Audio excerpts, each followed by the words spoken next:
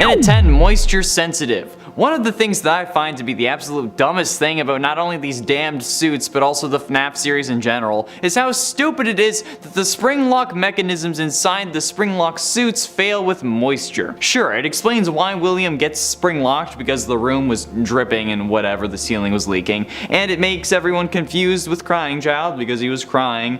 Despite that not being a Springlock failure, everyone thought it was because he was crying and, you know, moisture. But in actual practice, that is a horribly flawed mechanic. Like, if me breathing and sweating is going to make the metal bits snap on me, why would I do it in a hot robotic suit?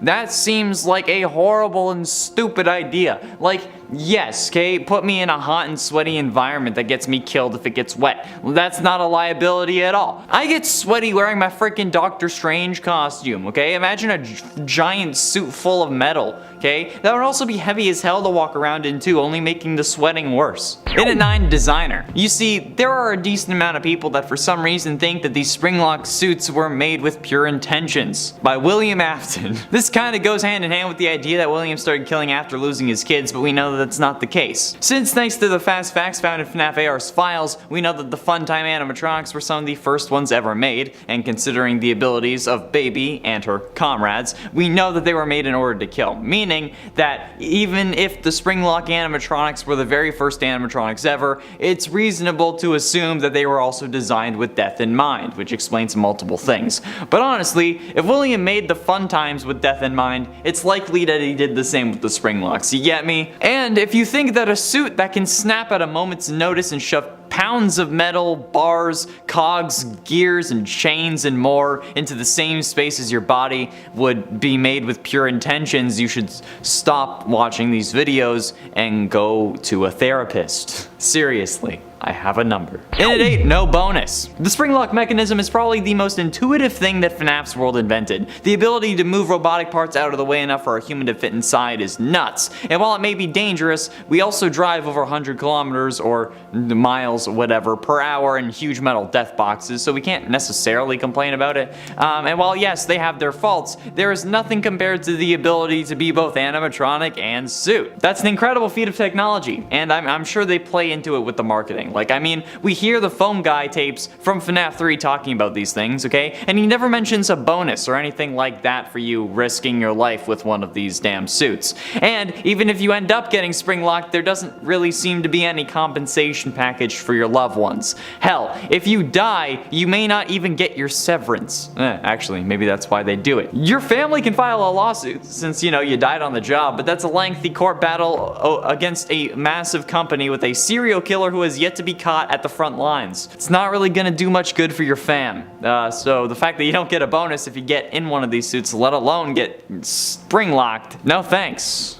It's a red flag. Swipe left. And at 7, Phaser Blaster. The whole Phaser Blast thing is one thing. The whole issue of shooting people in the eyes with like your laser thing, it's not really an occupational hazard, okay? Because it's about the kids, what they're doing. But when you're giving away Phaser Blasters to kids after they win, and then they carry those around the Pizzaplex, that might be an issue. Especially when all you need to do is shoot Vanessa and she ends up getting blinded for a couple seconds. Like, legit, you can shoot her in the knee and she would still have the animation of going blind. Now, there isn't really a time where you can shoot Vanessa in normal gameplay, but during the daytime, this would be a similar thing. And it's not like they only hand out Phaser Blasters after closing. That wouldn't make sense. And shooting her in the knee is still blinding her, basically making that Phaser Blaster just a taser. So you're handing out tasers that kids can shoot at literally anyone in the Pizzaplex. That's definitely an issue. Just saying. Like, maybe it's not specifically outlined in the OSHA documents, like you can't hand out laser pointer superpowered tasers to everyone, but like I'm certain that there's something that would technically cover this issue. And at 6, robot workers. Honestly, given the fact that these are the only workers that we see in Security Breach aside from Vanessa, that could actually be a problem in and of itself, especially if these things are capable of tearing a person apart like we see in the Phaser Blast ending. Like, why are these capable of disassembling a human? That seems kind of whack to me, especially when the name that Gregory uses is an alias that's not programmed into the animatronics. But that, ironically, could be enough for an OSHA violation, since there is a human worker in the form of Vanessa. If Vanessa wasn't there and every employee was a robot, they wouldn't have to worry about OSHA, because OSHA doesn't care about robots, they only care about people. Hashtag robot rights. Not only would the robots be concerning, I mean, at least I'd hope the robots that are able to kill someone with a single command from literally anyone, even like a 4-year-old child, would be a red flag. But the fact that Vanessa is isolated and the only human there may actually be another issue, since humans are social creatures by nature and require other humans in order to survive. Halfway through in at number 5, superpowered. Getting more into the other game violations now, the fact that these animatronics are incredibly powerful is absolutely an issue. Like the fact that Fredbear was able to crush a child's skull, it's something that we've covered how crazy it is in a couple other videos, but like, imagine if that was an employee. Like, ignoring the fact that it's a Springlock suit. The sheer power that that jaw has is a hazard for anyone who comes into contact with it. Like, goddamn. And before you say anything about like, no, the bite of 83 was a Springlock failure, okay, I don't know how many times I need to go over that. It's not. There are no Springlocks in the mouth, and the Springlocks aren't active because he was already in animatronic mode, so it cannot be a Springlock failure. So these animatronics are just insanely powerful. Coming in at number 4, arson. Now, the whole point of the Occupational Safety and Health Administration, aka OSHA, is to ensure the employees are safe and have a good work environment. A pizza place that was specifically designed in order to burn down does not fall under a safe work environment. Like,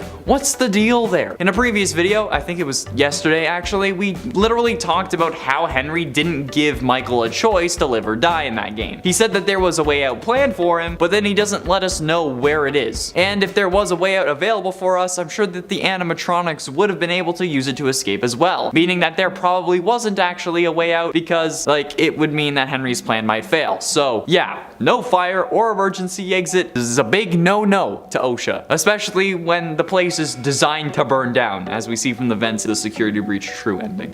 Paperwork. One of the worst things for the survivors after a Springlock failure has to be the paperwork that is associated with it, because goddamn, someone dying in your building is one thing. Someone dying in your building because of something in your building is another, and then add on to that the fact that they were your employee and probably forced into that suit without, like, because of their contract, and you'll be filing reports until you have to retire. Okay, especially because one mistake on those papers means like even more paperwork, and I don't really know anyone who likes to do paperwork. Personally, I hate it, but that's also because my ADHD makes me like, it makes it unbearable for me, honestly. Like, it's even tough to write scripts sometimes, but I mean, eventually I have to, but like that's where my brain thrives, you know, in that stressful environment, which is not good for my health. But if it was that kind of paperwork, I would honestly just quit, because there is no way in hell that I would even want to attempt to keep my focus on that when I can just scroll through TikTok or YouTube instead. So yeah, no thanks. But ultimately in at number 2, replaced. Oh yeah, don't forget your bones being replaced with metal ones. Yeah, like sure, there's surgery for people who need repairs or replacements, okay? I think like hip replacements are probably the most common actually. However, those have whole processes behind them to ensure a fast recovery and, you know, survival, not being infected. All of a sudden being shoved full of metal bones where normal ones used to be, that's a guaranteed infection at the very least, especially considering how, you know, your normal bones have to go somewhere else. And whether they're just crushed and then spread out inside you or just pushed out the other side, you're going to be in a hell of a lot of pain. Plus, you know, probably not alive, which I guess is a good thing, since you won't really have to deal with the intense pain for too long, hopefully. But this actually makes me think, if you replace all of your bones with metal ones, are you still you? Is this like a Ship of Theseus moment? Am I about to have like a WandaVision finale? Or like, are we just our brain? And if we are our brain, does that mean that if we have a brain transplant, do we become another person despite it still being my body? And does that mean that we're just like a brain piloting a bone mech with meat armor? Oh no, existential crisis. And finally, in at number 1, death. I mean, don't get me wrong, okay? But the worst thing about a Springlock failure has to be the whole death part, right? Ignore my mumbling. I mean, honestly, okay, it's obviously not for some of you, given the whole comments thing earlier, but the only reason you wouldn't die in a Springlock suit is because you're a main character and need to be around for the story. And then you're just in agonizing pain for the rest of your life. Yeah, the only people who have survived a Springlock failure, well, confirmed, is William.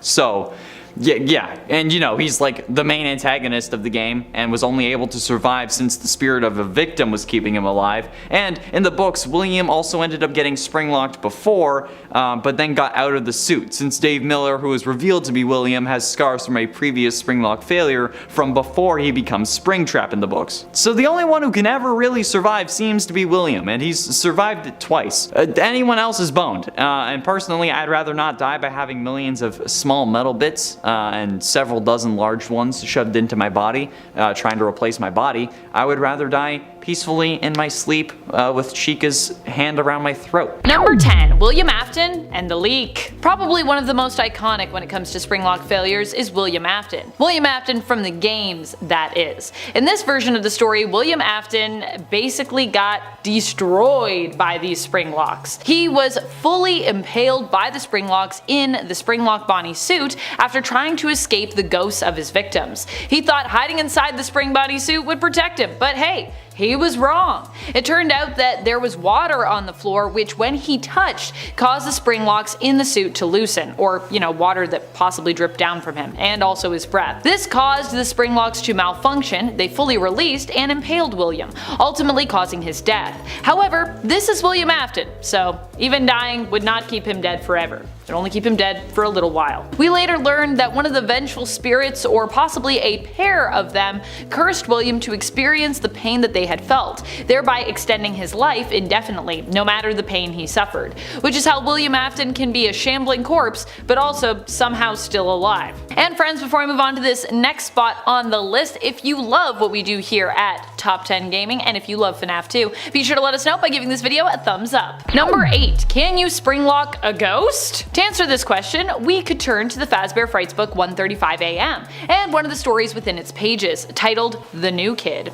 In this story, a young boy named Devin befriends the new kid at school, Kelsey. However, while his other friend Mick seems to really like Kelsey, and at first, Devin does too, eventually Devin becomes jealous of Kelsey. When Kelsey seemingly ditches them one day when they're all hanging out, Devin decides to get revenge on him for doing this. Finding a new hangout spot, a now abandoned former Freddy Fazbear's Pizzeria, Devin dares Kelsey to put on a springlock suit. Kelsey does this and begins dancing around, but doing so, of course, triggers the springlocks within the suit to release, seemingly impaling him. While initially Devin and Mick leave Kelsey there for dead, Devin eventually returns to investigate, with Mick wondering if Kelsey might still be alive. When Devin does return, he doesn't see Kelsey in the suit, but later spots a black-haired ghostly figure within. It is implied that Kelsey is some kind of spirit of vengeance, possibly one of the spirits from the game lore that possessed Golden Freddy. And if you're wondering how we know that, well, later in the book we see that Kelsey is alive and well, seemingly, after he seemed to have been springlocked, so either he has superpowers or he a ghost. And it's 7 required. The springlock suits themselves are an occupational hazard that they didn't really need to create. Like, these things are hella deadly, and both William and Henry allow for their employees to wear them. Like, goddamn, okay? Just make a separate suit for the animatronic characters, for the employees, okay? Like, the people who run your business. They are the ones who make you the money, so they don't end up dying from robotic parts replacing their internal organs. OSHA would have been all over these goddamn suits if it was real in this universe, but apparently I guess it's not. And honestly, it's probably required by your contract to wear these suits at work, and if you refuse, you're probably gonna get fired, especially considering how they started getting ready to fire Jeremy because he saw Glitch Trap in Help Wanted.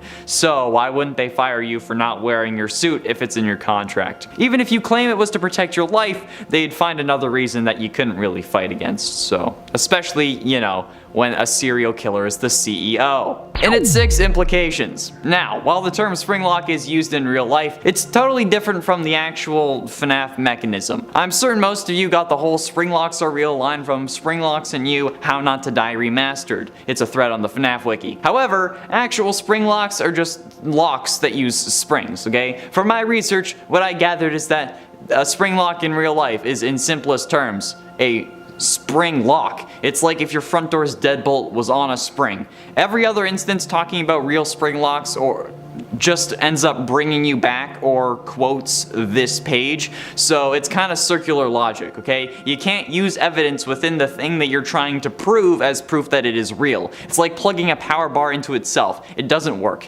You can't use the same article to prove that Springlocks are real, okay? Because they're not. At least their game form isn't. But if the Springlock failure was real, I think the implications of like all of this being real in general is like one of the worst things. You get it? Like it's definitely in the top 10. Get it? It's a little meta content joke for you because this is a top 10 list. It's in the top 10. Halfway through into number 5, comments. I've mentioned this in previous videos, mostly to explain why there won't ever be an actual real FNAF restaurant that you'll be able to walk into, and it still remains true since we're only getting a virtual diner that you can only order online. However, I think that one of the worst things still, and especially when it comes to these suits, is the goddamn comments about them. You wanna know a comment that I saw yesterday? Well, yesterday for me as I was writing this, Wednesday for you. Okay, I saw someone say that they want to be spring-locked. What? Why? Why would you want to be spring-locked? Do you know how messed up that is? You're saying that you want to be killed by this thing? Because there's some hotlines that you should call. Like, why on sweet heaven's earth would you want to be spring-locked? Do you know how absolutely agonizingly painful that would be? That would be one of the worst things imaginable, okay? Holy sweet Lord baby Jesus W. Christ. That would be one of the worst ways to go, if not the worst way. At least like as far as like actually could happen goes, I think at least, okay? Because like a volcano would suck, but it's a bit unrealistic. It's a bad idea, okay? Stop doing this. Stop saying this. Okay, talk to a doctor. Number 3, payback. Going back to the Fazbear Fright story, the new kid from the 1:35 a.m. book, Kelsey, wasn't the only one to get spring-locked in the story. When Devin returns to the abandoned Freddy's to see if Kelsey might still be alive, he notices the suit is empty. He thinks he sees something further inside, and so he decides to reach into the mouth of the suit, only for the suit to seemingly clamp down on his arm. Of course, you should never do that. If you see something and you're like, oh, maybe I'll put my arm in this thing where my arm could get stuck, don't do it. The more he struggles, the more he seems to get sucked into the suit. Sure, this isn't so much a Springlock failure from the inside, and no one's wearing the suit in some of these. It's more reminiscent of the bite of 83, because I don't think there was anyone in that suit. But this is still a Springlock suit failing. So, while different, I still consider it to be a failure with consequences. Consequences being, Devin also likely died. Number 2, the bite of 83. Definitely among the most memorable Springlock failures is the bite of 83. Now some of you are gonna say, Amanda, this is not a Springlock failure. There was no one in that suit that we know of, which sure. But still, it's a Springlock suit and it failed, so I'm counting it. Anyways, I feel like the bite of 83 hasn't been fully confirmed really at all, but many theorize it to be true. Many theorize that our theory is true, that we have so far, because this is all we got, alright? We grab all these little Easter eggs and then we do our best to try to figure out what's going on in the narrative. Now, why do we believe that this could even be a Springlock failure? Well, one, the crying child was crying when he was held up to give Fredbear a kiss, which many theorize is the reason the jaws of the animatronic bear clamped down, as a result of the tears making the gears wet and causing a Springlock malfunction. 2, we have been led to believe that Fredbear was a Springlock suit, so that's also why people suspect that the bite of 83 could also be a Springlock malfunction. Number 1, multiple. While Shadow Freddy and RWQFS-FASXC may have been debunked as Springlock failure victims by Scott himself, this theory didn't come out of nowhere. In fact, many thought that they were among those generally referred to in FNAF 3 during Phone Guy's recording for night number 4. Here, Phone Guy mentions that the Springlock suits are being discontinued as a result of an unfortunate incident at the sister location involving multiple and simultaneous Springlock failures. Which, I gotta say, it makes sense to me too, because I'm like, what were all these multiple Springlock failures? What does that entail, and how many were there? Oh boy. 8 out of 10, working at Freddy's. Working at Freddy's would suck. Like, if we're in so much danger, why are we staying for the 5 nights? Okay, do we need a job that bad? Putting like the lore reasons aside, right? But the real question is, other than that, how is Fazbear Entertainment even allowed to have employees in an environment like this? Already working there, you would have to deal with the possibility of a Springlock failure, and Henry and William just letting the people who run your business and making them money wear the suits is stupid, okay? Like, put this on or you're fired, but don't end up dying from robotic parts replacing your internal organs in the hot suits that fail with moisture. Like, seriously? Want to talk about health and safety? What about the having actual corpses stuffed into animatronic suits that are in front of how many kids every single day? Especially when one of them is known for loving pizza and in the VR game is shown in her FNAF 1 form to actually be shoving pizza into the various joints of her body. Plus, 5 nights of animatronics trying to kill me? Yeah, no thanks, okay? I'm glad you fired me at the end of it, but honestly, I'd have quit as soon as, like, the first phone call ended. No thanks. Phone guy's like, oh, they might move? No, I'm done. In at 9, scooped. Now, I know you may be mad and think that this is a stupid point, but hear me out, okay? The scooper may seem like a weird but normal thing, at least by FNAF standards at first, but with the blueprint revealing how this thing actually works, it's an incredible piece of technology that is far worse than a Springlock suit. It can inject whatever it ends up scooping with Remnant, which is a molten metal possessed by souls, and assuming that my theory about Michael being a robot was wrong, keeping a person alive after removing their insides. It's capable of doing that, replacing their parts with robot parts, and then having those robotic parts leave the body but still have the person be alive. In essence, it makes that person just a walking case of flesh that is still somehow able to stand up on its own. Unless it didn't actually remove anything and it just like opened him up, but then again, it would still require some serious juice to keep him alive after that. That's pretty damn impressive, and it's also terrifying. I'd rather have the instant death of a Springlock suit than having my bones replaced with robotic ones. Yeah, no thanks. At least while I'm awake. Replace my bones with metal ones when I'm asleep, so I can just like... In at 8, grabbed. Elizabeth Afton getting grabbed by Baby is one of the most terrifying moments in the series. Possibly because Crying Child saw it, which would explain the stomach mouths on the nightmare animatronics. However, if we were to like see this from Crying Child's perspective, whether that detail is canon or not, if we saw it from his perspective, oh my freaking god, that would be so utterly terrifying. I would stand still. I wouldn't know what to do. Okay, how do you explain why a kid is like hiding in the bushes while his sister is getting grabbed by an animatronic claw? Okay, you don't.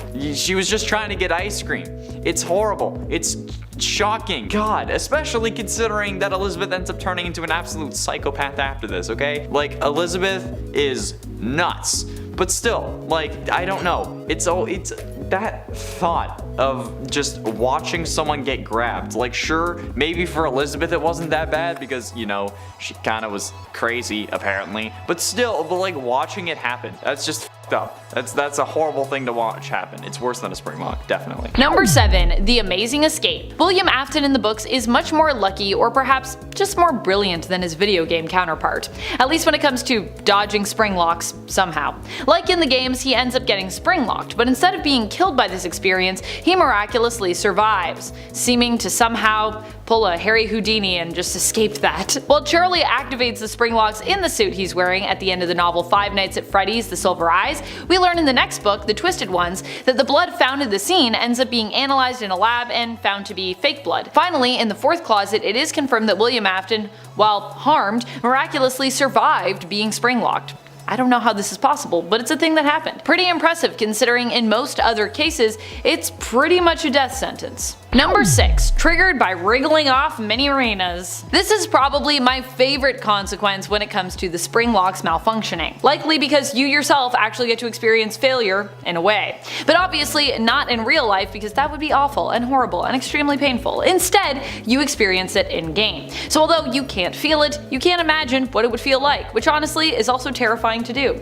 This time when the Springlocks fail, it is as a result of your movement. You are the one who must wriggle to shake off the mini arenas, which are climbing up the suit and attempting to kinda climb into it with you. If this happens enough times, the mini arenas jump scare will get triggered, implying your death by mini arenas. However, if you also wriggle too much to keep them off you, without winding the Springlocks back up enough, you will trigger the Springlocks release, which will also result in your death by being impaled by suit parts which are released by those Springlocks. Yikes. Number 5. The fate of Shadow Freddy. Shadow Freddy is thought by some, in regards to lore, to have been a possible Springlock victim. The consequences of this employee's Springlock failure would be, of course, that they died. That's right, people believe that Shadow Freddy, who appears to be somewhat ghostly in nature, is actually the spirit of a former Freddy's employee, who died while wearing a Springlock Freddy suit. It's believed that for one reason or another, the suit malfunctioned, murdering its wearer. As a result, Shadow Freddy was born to haunt its former workplace, and was also likely one of the reasons that Springlock suits stopped being used, at least temporarily.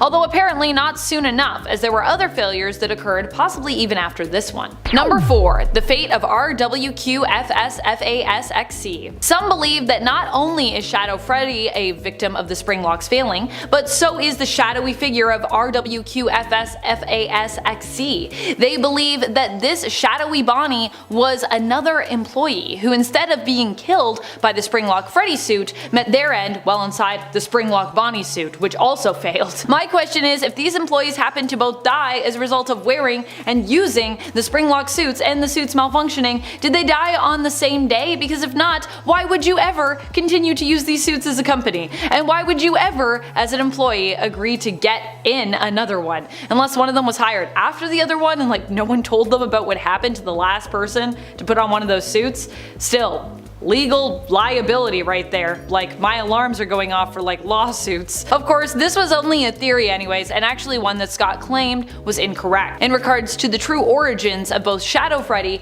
and RWQFSFASXC. And at 3, Henry Emily. I get that Springlock failures suck, but even the good guys in this series are kinda trash. FNAF 6 was supposed to be the end of the Afton story. That's what Henry set out to do in that game. Make sure that nobody remembered what happened there despite the parents of the victims remembering and the various other news sources covering it. However, the dumbass figured that the first fire didn't work, so a second one is definitely going to. And the fact that he was so confident in this plan for whatever reason that he actually let himself die in the process to make sure that nobody remembered what happened is dumb. Like I said, dude, even if Henry and William and his kids are dead, the parents of the victims still know. And as we learned in Security Breach, there are other parents who remember too, citing the missing children from the Pizzaplex as happening again, which means they know it happened before. Maybe if Henry had some balls, William wouldn't have been able to possess Vanny and come back yet again to wreak even more havoc, or I don't know, maybe everything would have been fine. The Pizzaplex missing children are a direct result of Henry being worse than a Springlock failure, and you can't tell me any different. Springlock failures have only resulted in one canonical death in the series, or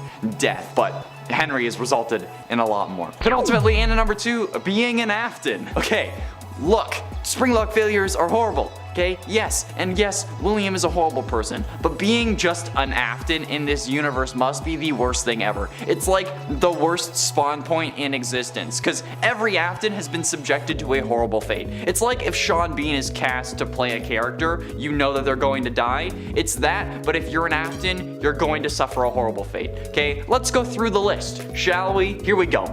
William, Springlocked, possessed, forced to suffer for like 60 years at least. Charlotte, grabbed by Baby, going on to possess the animatronic, then joins a group of other animatronics that crawl inside of her big brother to escape an underground facility, and then gets kicked out of the greater collective, and then goes on to try to impress her father that caused her death in the first place by creating the robot that killed her. Talk about daddy issues. Then we have Crying Child, who we don't even know this kid's name. He watched his sister get crushed, he got crushed by a robot, and then he goes on to possess his brother and makes him suffer before realizing that it's not his fault. Then, speaking of the brother Michael, he blamed himself for killing his brother. He then spent his whole life trying to undo his father's horrible acts, and he himself was scooped in stuff full of robot parts, including his sister, which is again a whole other issue. He was made into a purple bruised man that everyone was scared of, and he was finally burnt to death in FNAF 6 by Henry without even being given the option to survive. So yeah, being an Afton is cursed. And that's not even talking about how Gregory or Vanessa could be Aftons. And finally, in at number 1, the lore! Oh, the worst thing about FNAF is the lore. Yeah, having to try to figure it out or even think about it or try to give it any coherent links is probably the most horrific thing that you can try to attempt in regards to the series, yes, but also literally at all. Do not try this, please. I get messages on Instagram saying like, oh, I have a FNAF theory and I was hoping we could talk talk about it. Like, I appreciate that you want to talk to me about it as opposed to like Matt Pat or someone famous, maybe because I'm more likely to reply because I'm not famous. But like, the best advice that I can give to you is if you value any shred of your sanity, do not try this. Do not attempt to put any shred of logic into FNAF. It will break you. Okay, do you think that I wanted to do this? Do you think that I planned on doing this for 2 years? No! I read one comment that said I see a FNAF in the thumbnail and I click, and it drove me so far into the madness that I'm basically the Joker of the FNAF community. People don't like me because I made a joke video about the worst FNAF fan games that included games that people loved, and now it's on the goddamn YouTuber wiki as a controversy. People get mad at you for misgendering fictional robots.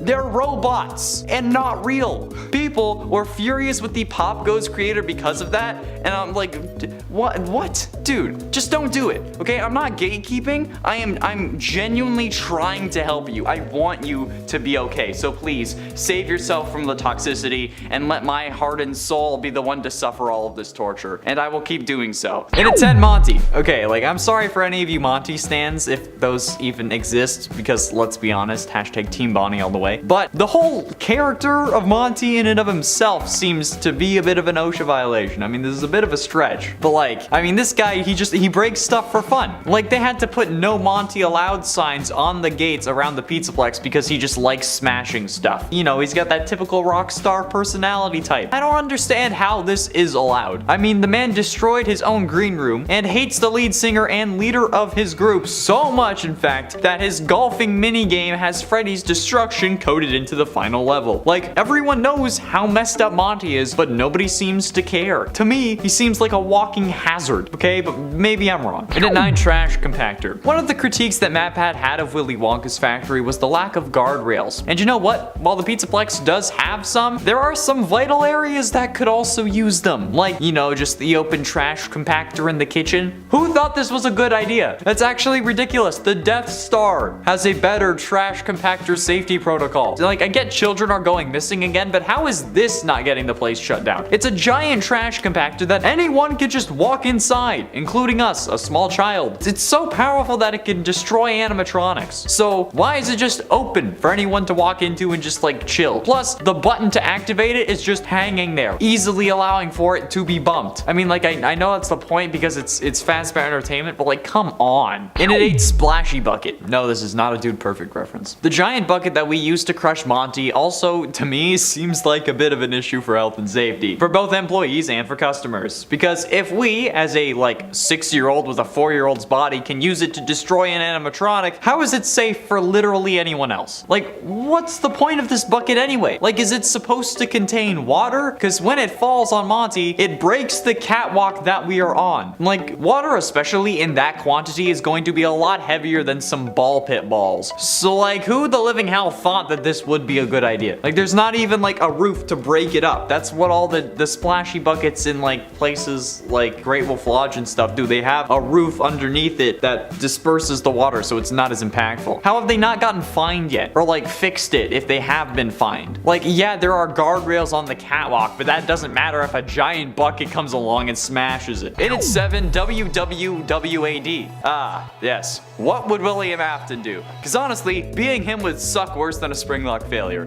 I mean, like, I rip on Elizabeth all the time for wanting to impress her father in FNAF 6 like I was just doing, but I'm right to, okay? This man is an absolute psycho and not even a smart one. I have made so many videos about how dumb William is. Like, what if William Afton was smart? Top 10 William Afton dumbest moments. William Afton's luckiest moments. And that last one was just me ripping on him again because somehow, despite being this stupid and insane, he managed to not get caught. Every single time I talk about how stupid he is, I talk about how he could have done it better, which is why in various videos I will say hi to the jury, because I know for a fact that if anything ever happens in this area, they're coming to me first because I know how to be a psycho. But still, come on, that's it. That's the number, okay? Being Springlocked would suck, but William Afton sucks harder. Wait, no, that sounds like, no, wait, no, don't cut me off. I didn't mean, and it's 6 doors. You knew that this was going to be on the list, okay?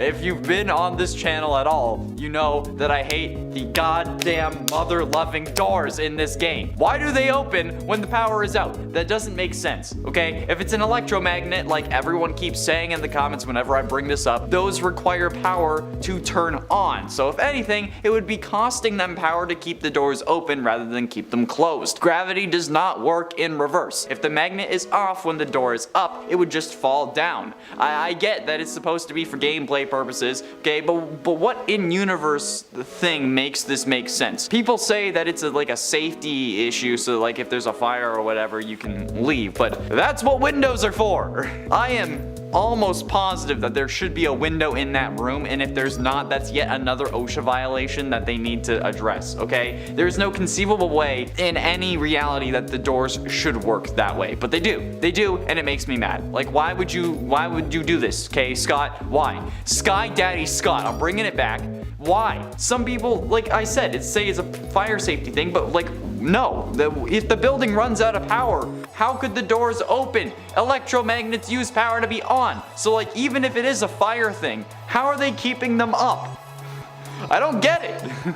Also, if you made it through this far, subscribe. You clearly enjoy the video, or just me going insane. And there's plenty more of that on this channel, no matter which one you like, so you're welcome. How about doing number 5, being a cop? Being a cop in the FNAF universe must be a horrible idea, because not only are you now a cop, but you're also a cop in the FNAF universe, which for the sake of this list is working at the precinct that failed to capture William Afton, okay? So now the public ridicules you, they don't think you can actually do your job, and you probably got your budget cut so badly that you're maybe able to get 1 squad car, but that's it. 1 squad car for the whole station. Plus, now you gotta deal with multiple arson cases, and the fact that Freddy's keeps coming back and more kids keep going missing. I don't know. There's a weird purple guy walking around that smells bad, but it's like also like a skin condition, so you can't really say anything about it without absolutely destroying the slightest bit of reputation that you have left as an officer in this universe. Like, that's in essence what it's like to be a cop